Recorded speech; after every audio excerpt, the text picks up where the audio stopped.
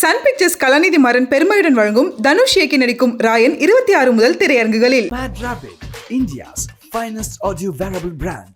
Starting at 999. இது வந்துட்டு ஒரு நண்பன் ஒருவன் வந்த பிறகு. ஸோ வந்துட்டு என்னுடைய ரியல் லைஃப்பில் என்னோட ஃப்ரெண்ட்ஸுக்கும் எனக்கு நடந்த சம்பவங்களை தான் மையப்படுத்தி இந்த கதை.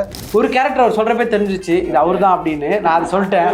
சரி ஆமாம் நான் ஓகே மச்சான், அடுத்து இதுதான் மச்சான் அப்படின்னு சொல்ல வந்தேன். அதுக்கு தான் உங்களுக்கு கேட்கலாம் இருந்தேன். ஓகே சூப்பர் அப்படின்னு செட் ஆயிடுச்சு. அனைத்து பெண்களும் அண்ணன் ஒரு ஆளை கவர்ந்து வச்சிருக்காரு. எல்லா பெண்களும் படத்துக்கு வந்துருவாங்க. டு பி ஃப்ராங்க், நம்ம ஏங்க இருங்கள, நீங்க ரெண்டு பேர் பேசும்போது எல்லாம் பேசுனாங்க. டு பி ஃப்ராங்க் நீயே பேசு. இப்போது நீங்கள் ரோட்டில் வந்து போயிட்டே இருக்கீங்க காரில், கண்ணாடி தட்டி ஒரு யாசகர் யாரோ ஒருத்தர் உங்ககிட்ட காசு கேட்குறாங்க. நீங்கள் 10 ரூபா எடுத்து போடுறீங்கல்ல, அந்த 10 ரூபா அவங்களுக்கு தர ஹாப்பினஸோட 10 ரூபா போட்டோன்னு நீங்கள் உள்ளுக்குள்ள ஒரு ஹாப்பியாக ஃபீல் பண்ணுவீங்கல்ல, அதுதான் அதிகம். உண்மையான ஃப்ரெண்ட்ஸை யார் தெரியுமா? எனக்கு தெரிஞ்ச வரையும் சான் வேற லெவலு, ஐயோயோ அந்த மாதிரி அது இல்லைங்க. நீ நல்லா பண்ணியிருக்க, பட் ஆனால் இது இல்லை, இந்த மாதிரி இருந்திருக்கலாம், அந்த மாதிரி இருந்திருக்கலாம் அப்படின்னு சொல்கிறவங்க தான் ஆக்சுவலாக உண்மையான ஃப்ரெண்ட். Rejection and failures. நான் அது ரெண்டுமே பார்த்ததே கிடையாதுங்க என் லைஃப்பில். அப்படி யாராவது ஒருத்தர் சொன்னாங்கன்னா அவங்க எதுவுமே ட்ரை பண்ணதில்லைன்னு அர்த்தம். ஏன்னா இப்போதைக்கு ஸ்டேஜில் போனால் ஃபஸ்ட் ஸ்டேஜ் ஏறின அந்த பயம் இருக்கும், ஆனால் உள்ளுக்குள்ளே கொஞ்சம் கான்ஃபிடன்ஸும் கூடவே இருக்கும். வச்சு பயப்படாத நில்றா போய் அப்படின்னு புஷ் பண்ணும். அதுக்கு புஷ் பண்ணுறது எதுன்னு பார்த்தீங்கன்னா ரெண்டு ஃபோர்ஸ் தான்.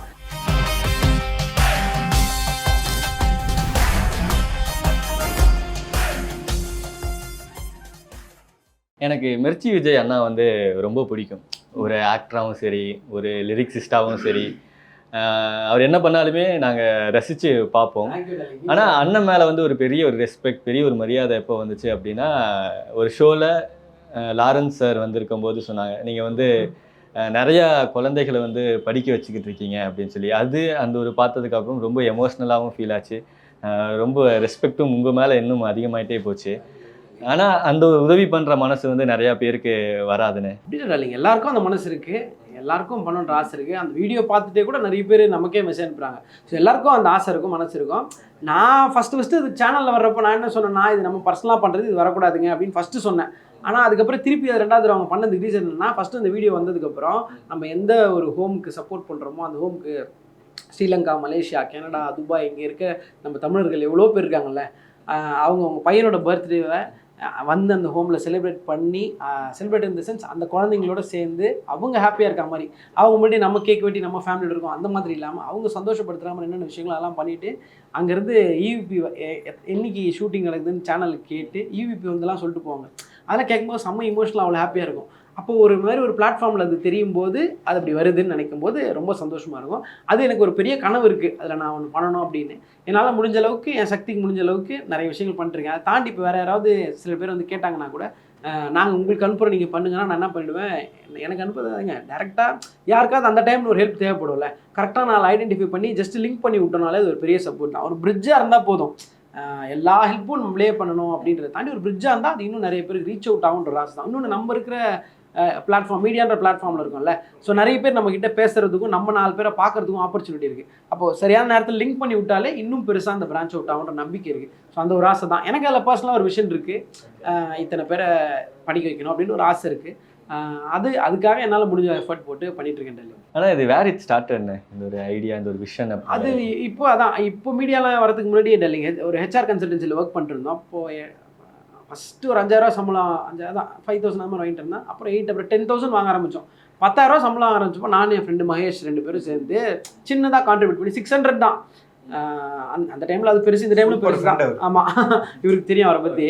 ஸோ 600 நீங்கள் கான்ட்ரிபியூட் பண்ணிங்கன்னா 600 கொடுத்தீங்கன்னா ஒரு குழந்தையோட எஜுகேஷனுக்கு அது ஃபீயாக பே ஆகும். 600 அந்த டைமில் சொல்கிறேன். 600 கொடுத்தீங்கனாலே ஒரு குழந்தையோட எஜுகேஷன் அது பார்த்துக்கும். ஸோ நான் 600 போடுவேன், அவர் 600 போடுவார். அப்படி ஸ்டார்ட் பண்ணி அப்புறம் நம்ம கொஞ்சம் கொஞ்சமாக கடவுள் புண்ணியத்தில் சம்பாதிக்கணும்ல, அப்போது அது நம்பர்ஸ் வந்து அதிகமாக்கி படிப்புன்றதை தாண்டி அவங்க கம்ப்ளீட்டாக அடாப்ட் பண்ணிக்கிற மாதிரி எடுத்து, ஸோ அந்த மாதிரி இன்றைக்கி ஒரு அந்த ஷோ டெலிகாஸ்ட் ஆகிறப்ப 8 இருந்தது.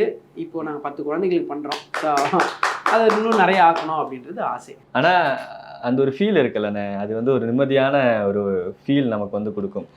உதவி பண்ணதுக்கப்புறம் அவங்க கிட்ட இருந்து வர ஃபீட்பேக் நம்மளை வந்து ஒரு கடவுளாக பார்த்து கையெடுத்தெல்லாம் கும்பிடுவாங்க இல்லையா, அந்த ஒரு ஃபீல் எப்படி நான் இருந்தது? அதெல்லாம் இல்லைங்க. அதெல்லாம் இப்போ நீங்கள் சொல்கிறீங்களா கடவுளாக பார்த்து கையெடுத்து, அதெல்லாம் ஒன்றுமே கிடையாதுல்ல. நம்மளாம் அப்படி நினச்சிட்டோம்னா முடிஞ்சே போச்சு, அப்புறம் பண்ணதுக்கே அர்த்தம் இல்லை.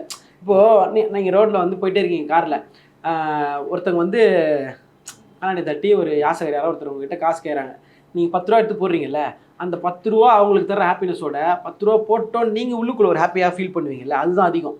அப்போ அந்த 10 ரூபா யாருக்கு அதிக சந்தோஷத்தை கொடுக்குதுன்னா உங்களுக்கு தான், கொடுக்குறவங்களுக்கு தான் அதிக சந்தோஷம். அதை வாங்கிட்டு போய் அவங்க ஒரு தண்ணி பாட்டில் வாங்குவாங்க, இல்லை ஒரு சாப்பாடு போட்டில் வாங்குவாங்க, ஏதோ ஒன்று வாங்குவாங்க. ஆனால் அதை கொடுத்தோன்னு சொல்லிட்டு நமக்கு ஒரு ஹாப்பினஸ் உள்ளுக்குள்ள இருக்கு பாருங்க, அடுத்த 3 சிக்னலுக்கு ஓகே ஒருத்தர் லைஃப்பை மாற்றிட்டோம் அப்படின்னு நினச்சி நம்மளா போவோம். ஸோ அந்த 10 ரூபா அதிக ஹாப்பினஸ் கொடுக்குற நமக்கு தான் கிரியேட் பண்ணுது.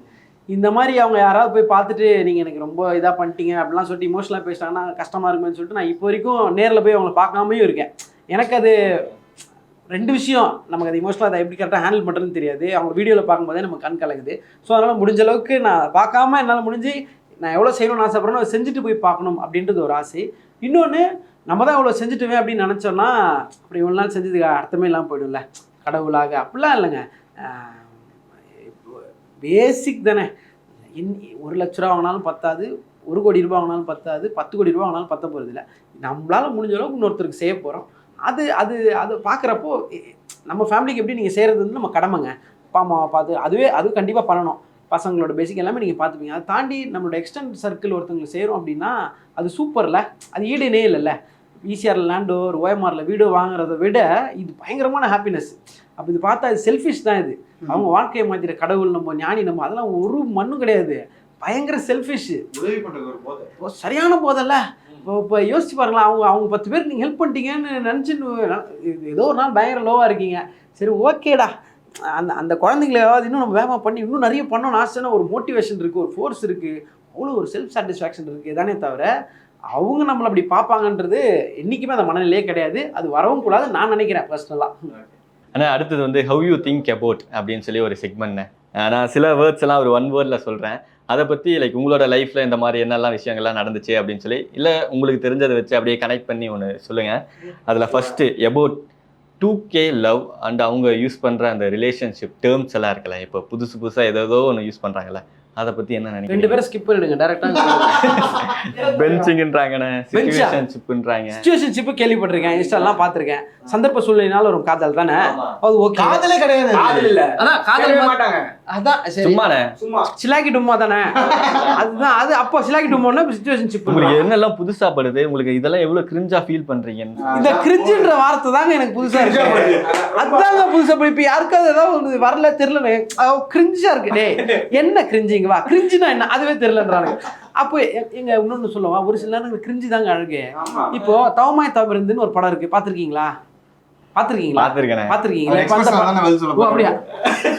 அந்த படம் நான் பதில் சொல்லவா? அப்படி பண்ணல. இப்போ அந்த படத்துல வந்து ஒரு சீன் போட்டு பார்த்தேன்னா அந்த டைம்ல பார்த்து ஃபீல் பண்ணிருப்போம். இப்போ அதை பார்க்குறப்ப கூட சில டைம்ல சில விஷயம் என்ன மாதிரி சொன்னாங்களா, உதாரணத்துக்கு சொல்றேன், ஆட்டோகிராஃபி ஏதோ ஒரு படம் வாரணமாயிரமா இருக்கட்டும், இது மாதிரி ஒரு எப்பிக் கிளாசிக்கான விஷயங்கள்லாம் அதில் இருக்கும். அதை இப்போ எடுத்து பார்த்துட்டு இது என்னங்க கிரிஞ்சுன்னு யாருன்னா சொல்லிட்டாங்கன்னா எனக்குலாம் மனவலியாக இருக்கும். என்னங்க இதை போய் கிரிஞ்சுட்டீங்க, அதில் இவ்வளோ நல்ல அப்போ கிரிஞ்சுன்றது என்னன்றதுக்கே எனக்கு சரியான டெஃபினேஷன் தெரியல. அப்போ நம்ம பெர்ஸ்பெக்டிவ் தான், அது பெர்ஸ்பெக்டிவ் தான். எனக்கு பிடிச்சது உங்களுக்கு கிரிஞ்சா இருக்கலாம், உங்களுக்கு கிரிஞ்சு போகிறது எனக்கு பிடிச்சிருக்கலாம். ரெண்டுமே பாருங்க. எனக்கு இருக்கா உங்களுக்கு, நீங்கள் யாரையுமே ஹர்ட் பண்ணலையா, உங்களுக்கு நீங்கள் பிடிச்சதை முன்னூத்தனை ஹர்ட் பண்ணாமல் நீங்கள் எதை வேணா ரசிக்கலாம், எதை வேணா பார்க்கலாம், அவ்வளோதான். ரிஜெக்ஷன் அண்ட் ஃபெயிலியர்ஸ் ஏங்க அது இருக்கணுங்க. அது அது அது அது எப்படி நம்ம அதை அவாய்ட் பண்ண முடியும்? எனக்கு தெரியல, அது இருக்கணுன்றதுக்கு விஷ் பண்ணல, பட் ஆனால் அதை நம்ம அவாய்டே பண்ண முடியாதுங்கிறேன். அது அழகாக ஆதினா ஒன்று சொல்லியிருப்பாரு, செய் the list stepping stone of success அப்படின்ட்டு. ஸோ வந்துட்டு அது இருந்தால் தான் நம்மளால் வந்துட்டு அடுத்த கட்டத்துக்கே போக முடியும்ல. இப்போ எல்லாருமே அப்பா சூப்பர் இது அதுன்னு சுற்றி ஆக்சுவலாக உண்மையான ஃப்ரெண்ட்ஸை யார் தெரியுமா? எனக்கு தெரிஞ்ச வரையும் அச்சான் வேற லெவலு, ஐயோயோ அந்த மாதிரி அது இல்லைங்க. நீ நல்லா பண்ணியிருக்க, பட் ஆனால் இது இல்லை, இந்த மாதிரி இருந்திருக்கலாம், அந்த மாதிரி இருந்திருக்கலாம் அப்படின்னு சொல்கிறவன் தான் ஆக்சுவலாக உண்மையான ஃப்ரெண்டு. நீ கேட்ட கேள்விக்கு நான் இப்போது அந்த ஆன்சர் சொல்கிறேன். அண்ட் இந்த ரிஜெக்ஷன் ஃபெயிலியர்ஸ்ன்றதெல்லாம் ஒருத்தனை மோல்ட் பண்ணுங்க. ஸோ அது எனக்கு தெரிஞ்சு இட்ஸ் வெரி நெசசரி. அண்டு அது எப்பயுமே கிரவுண்டடாக வைக்கும். அண்ட் இது ஒரு ப்ராசஸ் தானே. ஸோ இந்த வெற்றின்றது நிரந்தரம் கிடையாது. இது ஃபெயிலியரில் கற்றுக்கலாம். வெற்றியில் நீங்கள் என்னென்னா கரெக்டாக தான் பண்ணியிருக்கோம், ஃபெயிலியரில் கற்றுக்கலாம். ஸோ பெட்டராகி போயிட்டே இருக்கணும் அப்படிங்கிறது தான். ஸோ இது இட்ஸ் மஸ்ட். ஓகே அண்ணா, நீங்கள்? நான் அது ரெண்டுமே பார்த்ததே கிடையாதுங்க என் லைஃப்பில்.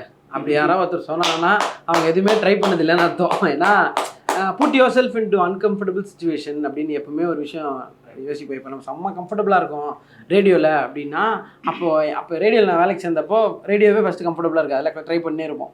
அப்போ ஸ்டேஜ் எனக்கு சுத்தமாக வராது. ஸ்டேஜ்னால் பயங்கர ஸ்டேஜ் ஃபியர். ஸ்கூலில் காலேஜில் ஸ்டேஜ் ஏறதே கிடையாது, எப்பவுமே லாஸ்ட் ரோ தான். அப்போ நமக்கு அனுபவமே கிடையாது. அப்போது அந்த அன்கம்ஃபர்டபுளான சுச்சுவேஷனில் என்ன வேறு எப்படியாவது அப்போ ஏறணும்ல, ஸ்டேஜ் ஏறுவோம். அப்போ ஏறினப்போ ரிஜெக்ஷன் வரும், ஃபெயிலியர் வரும். அப்போது நெக்ஸ்ட் ஸ்டெப் போவோம், அதில் ஒன்று புதுசாக ட்ரை பண்ணுவோம். அப்போ ரிஜெக்ஷன் வரும், ஃபெயிலியர் வரும், ரெண்டுமே வரும்ல. அப்போ ரெண்டுமே வர நம்ம அன்கம்ஃபர்டபுளான சுச்சுவேஷனில் நிற்கிறோம் அப்படின்றது தெரிஞ்சிடும். அது தெரிஞ்சதுக்கப்புறம் ஓகே நம்ம கற்றுக்க ஆரம்பிச்சிட்டோன்ற நம்பிக்கை வந்துடும். பரவாயில்லையே 2 தடவை நின்ட்டோம் ஸ்டேஜில், சரி ஃபஸ்ட் டைம் நம்மளை பார்த்து சிரிச்சாங்க, இப்போ நம்ம சொல்கிறது சிரிக்கிறாங்க. 3ஆவது தடவை இன்னும் கொஞ்சம் கான்ஃபிடன்ஸ் வரும், 4ஆவது தடவை கான்ஃபிடன்ஸ் அதிகமாகும். இப்படியே ஒவ்வொரு நாள் அதிகமாகும். இப்போ வரைக்கும் ஸ்டேஜில் போனால் ஃபஸ்ட் ஸ்டேஜ் ஏறின அந்த பயம் இருக்கும், ஏன்னா நம்ம செய்கிற வேலை அப்படின்ற பயம் இருக்கும். ஆனால் உள்ளுக்குள்ளே கொஞ்சம் கான்ஃபிடன்ஸும் கூடவே இருக்கும். சி பயப்படாத நில்றா போய் அப்படின்னு புஷ் பண்ணும். அதுக்கு புஷ் பண்ணுறது எதுன்னு பார்த்தீங்கன்னா 2 ஃபோர்ஸ் தான், இன்ஜினு பெட்ரோல் மாதிரி. ரிஜெக்ஷனு ஃபெயிலியர் தான், அது 2 தான் நம்மளை தூக்கிட்டு போய் முன்னாடி நிறுத்தும். ஸோ அந்த விதத்தில் ரிஜெக்ஷன் ஃபெயிலியர் ரெண்டுமே ஸ்டாப் ஆயிடுச்சுன்னா லேர்னிங்கிற ப்ராசஸ் ஸ்டாப் ஆயிடுச்சுன்னு அர்த்தம். இது இன்னொரு டு ஆட் ஆன் என்னன்னா, இப்போ நான் யாரையும் இதாக சொல்ல, பட் என்னன்னா நான் ரொம்ப கஷ்டப்பட்டுட்டாங்க என் வாழ்க்கையில், நான் அப்படி பண்ணேங்க, என் அவ்வளோ பேர் வேணான்னு சொல்லிட்டாங்க, அந்த மாதிரிலாம் பேசும்போது அவங்களுக்கு அவங்களோட ஜேர்னி ரெஸ்பெக்ட் இருக்குது. எல்லாரும் உங்களுக்கு கஷ்டம் இல்லையா, இங்கே பின்னாடி இருக்கவங்களுக்கு இல்லையா, கஷ்டத்தை சொல்லி நம்ம அந்த இது வேணாங்க. இங்கே இருக்கவங்க நிறைய பேர் ஒரு ஹோப்பை தாங்க தேடுறாங்க. நாங்கள்லாம் யாரும் எந்த ஒரு இதுவுமே இல்லாமல் எங்களால் இப்போ எஸ்எஸ் மியூசிக்கில் ஒரு இன்டர்வியூ கொடுக்க முடியுதுன்றதே எங்களுக்கு வெற்றி. ஸோ நாங்கள் சின்ன விஷயத்துக்கு செலிப்ரேட் பண்ண ஆரம்பிச்சு சந்தோஷமாக இருந்தாலே பெரிய விஷயம் ஆட்டோமேட்டிக்காக அந்த யூனிவர்ஸ் கொடுக்கும். என்ன எனக்கு இப்படி ஆயிடுச்சு அப்படி ஆயிடுச்சு, கற்றுக்கணும். கண்டிப்பாக எனக்கும் வலிக்கும், ஓங்கி ஒருத்தன் அடிச்சானா வலிக்க தானே செய்யும், அழுதுரு, அடுத்த வேலையை பார்த்துரு. ப்ரோ நீங்கள் என் கண்ணுக்கு வந்து அது ரிஜெக்ஷன் ஃபெயிலியராக நான் பார்க்க மாட்டேன். என்னை பொறுத்த வரைக்கும் அது எப்படின்னா ஒரு இம்ப்ரூவைசேஷன் மேட்டர் தான். என்றைக்குமே அதை நினச்சி ரொம்ப ஃபீல் பண்ணுறது இட்ஸ் லைக் எனக்கு தெரிஞ்சு அதனால் எதுவுமே நடக்க போகிறது இல்லை, அந்த டைம் மட்டும் தான் வேஸ்ட். மேபி ஒரு ஹியூமனாக நம்ம அந்த டைம் ஃபீல் பண்ணுவோம், நானும் ஃபீல் பண்ணியிருக்கேன், அழுதுருக்கேன். அதெல்லாம் மீறி அதை பிரேக் பண்ணுறதுக்கு நீ என்ன அடுத்த கட்டமாக பண்ண போகிறேன்னு ஒன்று இருக்குல்ல, அதை நீ பார்த்தாலே இதெல்லாம் ஒன்றுமே இல்லை, அடுத்த கட்டத்துக்கு நீ எதனா ஒன்று பண்ணு, அதுதான் உன்னை பார்க்குறாங்க. மக்கள் என்ன பார்ப்பாங்க, ஓகே நீ பண்ணல, இது வரலடா அப்படின்னா, ஐயோ வரல, அது இல்லை வரோம், வேற எதனா ஒன்று பண்ணு, அதையும் ஒரு அக்செப்டன்ஸ் இருக்குல்ல. ஸோ நான் என்ன பண்ணுவேன், இம்ப்ரூவைஸ் பண்ணுறதுக்கு ஒரு ரிஜெக்ஷன் ஃபெயிலியர் ரொம்ப ரொம்ப இம்பார்ட்டன்ட். ஆனால் நெக்ஸ்ட் இந்த செகண்ட் சான்ஸ் அப்படிங்கிறது ரொம்ப இம்பார்ட்டன்ட் அப்படின்வாங்களே, ஸோ செகண்ட் சான்ஸ் பற்றி என்ன நினைக்கிறீங்க? தெரியல, ரிலேஷன்ஷிப்னு வந்துச்சுன்னா செகண்ட் சான்ஸ்ன்றது ரொம்ப ரொம்ப ரொம்ப முக்கியம். இப்போ ஏதோ ஒரு விஷயம் தப்பாகிடுச்சு, திருப்பி ஒரு ஆப்பர்ச்சுனிட்டி வருதுன்னா அந்த தப்பு மட்டும் இல்லை, நம்மளை சுற்றி இருக்க என்னென்ன தப்பு பண்ணுறனோ அதெல்லாம் கூட சேர்த்து திருத்திக்கிட்டா நல்லது when it comes to relationship. ஏன்னா இப்போ ஒருத்தங்க செகண்ட் சான்ஸ் கொடுக்குறாங்க அப்படின்னா, இப்போ நானும் இன்னொருத்தவங்களும் ரிலேஷன்ஷிப்பில் இருக்கோம், அவங்க இன்னொரு சான்ஸ் கொடுக்குறாங்கன்னா அதான் லவ்வோட பெரிய ரெசிப்ரோகேஷனு. பாரேன் இப்படி ஒரு இன்சிடென்ட் நடந்து தெரிஞ்சும் கொடுக்குறாங்க, அப்போ லவ்வோட உச்சத்துக்கு போயிடுறாங்க அவங்க. அப்போ அவங்க கொடுத்த அந்த லவ்வோட திருப்பி நம்ம ரெசிப்ரோகேட் பண்ணோம். ஸோ ரிலேஷன்ஷிப்பில் செகண்ட் சான்ஸ்ன்றது it is like the best thing that can happen to you. இதுக்கப்புறம் தப்பு பண்ணல சூனா போனால் அது மாதிரி ஒர்க்கில் அந்த மாதிரி செகண்ட் சான்ஸ்ன்றது எனக்கு எப்படி தெரியல. செகண்ட் சான்ஸ்னால் செகண்ட் டேக் மாதிரியா இல்லை எப்படி எடுத்துக்கிறதுன்னு எனக்கு தெரியல. ஸோ ஒர்க்கில் பொறுத்த வரைக்கும் இப்போ நம்ம இப்படி வேணால் சொல்லலாம். இப்போ நம்ம ஒரு ஈவெண்ட் ஒன்று பண்ணுறோம், நீங்கள் இப்போ ஹோஸ்ட் பண்ணுறீங்க, நீங்கள் சூப்பராக பண்ணுவீங்க, பட் அந்த day was not your day அப்படின்னு ஒன்று ஆச்சுன்னா, திருப்பி நீ இன்னைக்கு பண்ணு சூப்பராக அப்படின்ட்டாங்கன்னா அப்போ உங்களோட 200% கொடுப்பீங்கல்ல. ஸோ அந்த விதத்தில் ஸோ செகண்ட் சான்ஸ் எப்போவுமே வந்து 200% கொடுக்கறதுக்கான ஒரு ஆப்பர்ச்சுனிட்டி தான். நீங்கள் இந்த செகண்ட் சான்ஸ் அப்படிங்கிறது எவ்வளோ இம்பார்ட்டண்ட்டாக பார்க்குறீங்க? எனக்கு ரிலேஷன்ஷிப் பற்றி சொல்கிற அளவுக்கு எனக்கு இது என்ன, ஏன்னா நான் வந்துட்டு என்னென்னா லைக் எப்படி சொல்கிறது, லவ்வோ ரிலேஷன்ஷிப்போ எதுவாக இருந்தாலும் சான்ஸ் வந்துட்டு யாருக்கு வரணும் அப்படின்னா டு ஒன் ஹூ லேர்ன்ஸ் இல்லையா. ஸோ நிறைய நிறைய நிறைய பெண்களாக இருக்கட்டும், நிறைய பசங்களாக இருக்கட்டும், சான்ஸை வந்துட்டு தப்பான ஆளுங்களுக்கு கொடுக்கும்போது அது மறுபடியும் ஒரு ஏமாற்றமாக தான் இருக்கும். ஸோ அது கரெக்டானவங்களுக்கு அது சான்ஸுன்னு ஒன்று வந்துச்சுன்னா அதை யூட்டிலைஸ் பண்ணிக்கணும், அது எந்த விதத்துலையாக இருந்தாலுமே. அண்டு அது எப்படிங்க, அது என்ன சொல்கிறது, ஒரு துண்டு ஒரு வாட்டி தான் தவறும் அப்படின்ற ஒரு மேட்ரு தான். ஸோ அது வந்துட்டு அடுத்த வாட்டி கிடச்சிதுன்னா போட்டு படையப்பா மாதிரி உட்காந்துடணும். அதுதான் பிரதர் இருக்காரு அப்படின்னா கேர்ள்ஸ் ஃபேன்ஸ் எல்லாரும் தானா உள்ள வந்துருவாங்க. தெரிஞ்சு அனைத்து பெண்களும் அண்ணன் ஒரு ஆளே கவர்ந்து வச்சிருக்காரு, எல்லா பெண்களும் படத்துக்கு வந்துருவாங்க. ஓப்பனிங் ஒரு பெரிய ஓப்பனிங்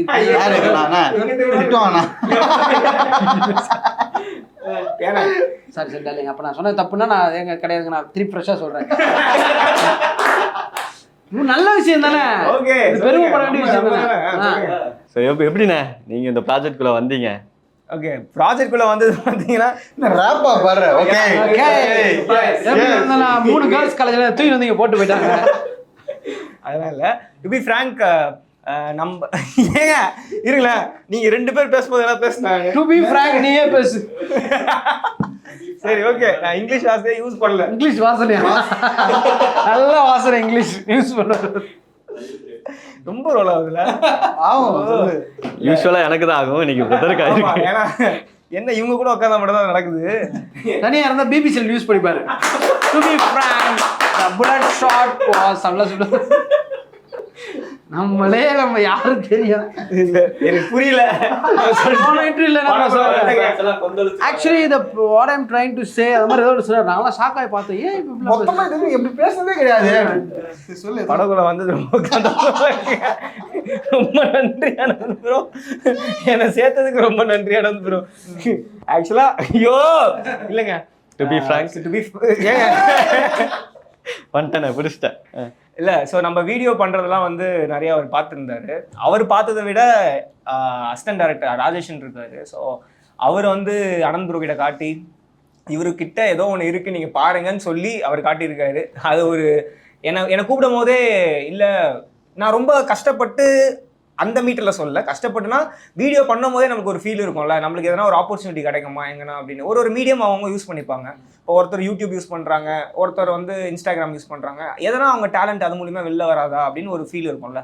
ஸோ நான் அப்படி யூஸ் பண்ணிட்டு இருக்கும்போது அனந்த் ப்ரோ கிட்டேருந்து ஒரு கால் வந்துச்சு என் ஃப்ரெண்ட் மூலிமா. அப்புறம் நான் வந்தேன், இல்லை இந்த மாதிரி இந்த கேரக்டர் நீங்கள் பண்ணலாம் நல்லா இருக்கும். அப்புறம் எனக்கு வந்து அதான் அண்ணன் சொன்ன மாதிரி நம்மக்குள்ள அந்த ரொம்ப ரிலேட்டபிளான ஒரு விஷயம் இருக்குது. இந்த ஃப்ரெண்ட்ஸ்ன்னும் போது நம்ம எல்லா வயசும் இருக்கும், எல்லா வயசுக்கான ஒரு பர்சனாக இருப்பாங்க நம்ம ஃப்ரெண்ட்ஸ்குள்ள. அண்ட் எனக்கு அதை விட இந்த கேங் வந்து இப்போது ஒரு லைஃப்பில் நம்மளுக்கு பிரிக்க முடியாத ஒரு இடத்துல இருக்காங்க இப்போது. அதனால் எனக்கு இந்த ஜேர்னியே வந்து ஃபஸ்ட்டு படத்துக்கு மீறி சரி ஃபஸ்ட்டு படம்ன்றது மீறி இப்போ வெங்கட் பிரபு சார் ப்ரெசன்ஸில் வந்து நான் வரேன்றதுலாம் வந்து ட்ரீம். ஆக்சுவலாக அது வந்து யாருக்கும் அமையுமான்னு கூட எனக்கு தெரியல. ஏன்னா ஒரு ஒரு ஒரு சின்ன ஸ்க்ரீனில் நம்ம பார்த்து ஒரு ஃபேஸ் வந்து இப்போது இந்த மாதிரி ஒரு போஸ்டரில் நான் வரேன்னும் போது ஐ ஃபெல்ட் ஓகே இதுதான் நம்ம டைம். கடவுள் வந்து நம்மளுக்கு ஏதோ ஒரு ஆப்பர்ச்சுனிட்டி கொடுத்துருக்காரு. தூங்கிட்டாங்க அப்புறம் எல்லாரும். இல்லை ஃபுல்லாக கவனிச்சுனே இருக்கு. இல்லை அந்த ஆப்பர்ச்சுனிட்டி கொடுத்த அனந்த் ப்ரோக்கு நன்றி, அவ்வளோதான். ஏரியா கேர்ள்ஸ் எல்லாம் என்ன சொன்னாங்க? அதுதான் கேர்ள்ஸ் நான் கேர்ள்ஸ் உடம்புக்கு தண்ணி வேணும். இல்லை எனக்கு புரியலையே, நீ எது கேர்ள்ஸ் ஏன் பசங்க வெறி ஆகுது ப்ரோ, எல்லாருமே இவரதான் ஃபாலோ பண்றாங்க. ஏதோ ஒரு பாதிப்பு ஏற்பட்டிருக்கு. ஏதாவது ஒரு பொண்ணுகிட்ட போய் பேச போனாலுமே சொல்லிடுறாங்க வில்ஸ் பேட் தான் என் க்ரஷ் அப்படின்னு போட்டு உடச்சிடுறாங்க. போடு எப்படி வரும்போதே கீழே பேர் 10 பேர் திட்டுறதுக்கு பிளான் பண்ணிட்டாரு அவர். இப்பவே போடு திட்டு எல்லாம் திட்டுன்னு என்ன பசங்க எத்தனை அப்படிதான் நம்ம எதிர்க்க நிறைய பேர் வருவாங்க. அந்த டைலாக்லாம் வேணாம், எதிர்க்க வருவாங்க, ரைட்ல வருவாங்க, ரைட் லெஃப்ட்ல வேணாம், காத்து மேல காத்து சைட்ல நம்ம வந்து அவாய்ட் விட்டுருங்க. எல்லா ஆடியோ லான்ச் அண்ணன் தான் ஹோஸ்ட் பண்றாரு. நிறைய லிரிக்ஸ் எல்லாம் இப்ப எழுத ஆரம்பிச்சிட்டாரு. நம்ம படத்துல 2 பாட்டு எழுதிருக்காரு. அண்ணா எப்படிண்ணா இந்த ப்ராஜெக்ட் குள்ள வந்தது? லிரிக்ஸ் மிஸ் பண்ணிட்டேன் கேட்டு. இல்ல அதேதான் அப்படின்னா என்னடா இல்ல இப்பதான் நான் பேசுறேன் வரேன் உள்ள.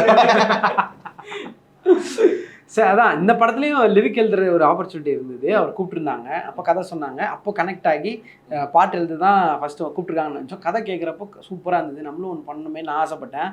அவர் இதெல்லாம் சொன்னதுக்கப்புறம் இன்னொரு சின்ன விஷயங்க இருந்தாங்க, என்னங்க சொல்லுங்கள் இல்லைங்கண்ணா, இல்லை இது ஒரு ரோல் இருக்குது நீங்கள் பண்ணி எங்க தலைவா நானும் அதான் கேட்கலாம் இருந்தேன்னு சொல்லிட்டு அப்படி சிங்க் ஆகி அதுக்கப்புறம் பயங்கர கனெக்ட் ஆகி ஓகே இந்த ரோல் தான் நானும் யோசிச்சேன், நல்லா இருக்குங்க, எனக்கு செட் ஆகும் நான் நினைக்கிறேங்க, அதுக்கு தாங்க நானும் உங்களுக்கு கேட்கலான்றதுன்னு சொல்லி பயங்கர கனெக்ட் ஆகிடுச்சு. ஸோ அதுக்கப்புறம் பாட்டு எழுத வந்து நம்ம படமும் நடிச்சு அப்படியே பாட்டும் எழுதி அதில் ஒரு பாட்டு தனுஷ் சார் பாடி ஒரு பாட்டு ஜிவி சார் பாடி பயங்கர ஹாப்பியாகி இன்னைக்கு உங்க முன்னாடி வந்து உட்காந்துட்டு நினைக்கும் போது சந்தோஷம் தான். எதனால அந்த ஒரு கேரக்டர் நம்ம பண்ணால் நல்லா இருக்கும் அப்படின்னு தோணுச்சு. ரிலேட்டபிளாக இருந்தது, கனெக்டபிளாக இருந்தது. ஃபுல் கதையை சொன்னாங்க. அந்த கதையில் மொத்தம் ஒரு 12-13 ஃப்ரெண்ட்ஸ் இருக்காங்க, 13 கேரக்டர்ஸ் இருக்காங்க. அவங்க எல்லாருக்குமே தனித்தனியான இம்பார்ட்டன்ஸ் இருக்கும். கேட்குறப்போ ஒரு கேரக்டர் கேட்கும்போது இந்த மாதிரி நமக்கு ரியல் லைஃப்பில் நடந்திருக்குல்ல, இந்த மாதிரி நம்ம பேசியிருக்கோம்ல, அப்படி தோணல, அப்படி தோன்றப்போ மச்சான் இதுதான் மச்சான் அப்படின்னு நம்ம கேட்கலான்னு தோன்றப்போ ஒரு கேரக்டர் அவர் சொல்கிறப்பே தெரிஞ்சிச்சு இது அவர் தான் அப்படின்னு. நான் அதை சொல்லிட்டேன், சரி ஆமாம் நான் ஓகே மச்சான் அடுத்து இதுதான் மச்சான் அப்படின்னு சொல்ல வந்தேன். அதுக்கு தான் உங்களுக்கு கேட்கலாம் இருந்தேன். ஓகே சூப்பர் அப்படின்னு செட் ஆயிடுச்சு. 7 years ஆஃப் மீசைய முறுக்குல இருந்து ஆரம்பிக்கலாம்னு நினைக்கிறேன். அந்த ஒரு ஸ்டோரி ஒன்று போட்டிருந்தீங்க, அவ்வளோ ப்ரௌடாக, அவ்வளோ ஒரு ஹாப்பியாக. 7 வருஷம் ஆயிடுச்சு. 7 வருஷத்துக்கு அப்புறம் ஒரு படம் ஒரு டேரக்டராக ஒரு ஆக்டராக நண்பன் ஒருவன் வந்த பிறகு அப்படின்னு. அதுக்கு நடுவில் சின்ன சின்ன இண்டிபெண்டன்ட் சாங் ஆல்பம் சாங் எல்லாம் பண்ணியிருந்தீங்க. எவ்வளோ இந்த ஜேர்னி எப்படிண்ணா இருக்குது? மீசியம் இருக்குலேருந்து இப்போது ஒரு படம் ரிலீஸ் ஆக காத்திருக்கு அப்படிங்கும்போது சந்தோஷமாக இருக்குது, ரொம்ப பிளெஸ்டாக இருக்குது, கிரேட்ஃபுல்லாக இருக்குது. நிறைய நண்பர்களை சம்பாதிச்சிருக்கேன், மனிதர்களை சம்பாதிச்சிருக்கேன். இந்த ஜேர்னியில் வந்துட்டு ஒரு ஒரு சம்டைம்ஸ் ஸ்பிரிச்சுவல் ஆகிட்டேன். ஸோ அதெல்லாம் தோணுது. அண்ட் ஆல்சோ என்னென்னா மனசில் ரொம்ப பெரிய ஒரு ஆசையும் ரொம்ப பெரிய ஒரு கனவும் இருந்து அதை விடாமல் வந்துட்டு ட்ரை பண்ணிட்டே இருந்தோம். கன்சிஸ்டன்சி அண்டு ஏதோ ஒரு விதத்தில் ட்ரை பண்ணிட்டே இருந்தோம்னா இந்த உலகம் கண்டிப்பாக ப்ளெஸ் பண்ணும் அப்படிங்கிறதுக்கு என்ன மாதிரி நான் ஒரு ஆளே கிடையாது. ஸோ நான் வந்துட்டு ஒரு எக்ஸாம்பிளாக இருந்தேன்னா கண்டிப்பாக நிறைய பேர் அதை வந்து ட்ரை பண்ணலான்ற ஒரு ஹோப் என்னால் யாருக்கோ கொடுக்க முடியும்ன்ற நம்பிக்கை எனக்கு இருக்குது. ஸோ அதுதான் என்னோட மிகப்பெரிய சந்தோஷம். ஏன்னா நிறையா பேர் சொன்னது பிரதரோட ரைட்டிங் மேலே, பிரதர் எடுத்த விதம், பிரதரோட ஹார்ட் ஒர்க் பற்றி தான் நிறையா ப்ரொடியூசர் மேம் கூட பேசும்போதெல்லாம் சொல்லியிருந்தாங்க.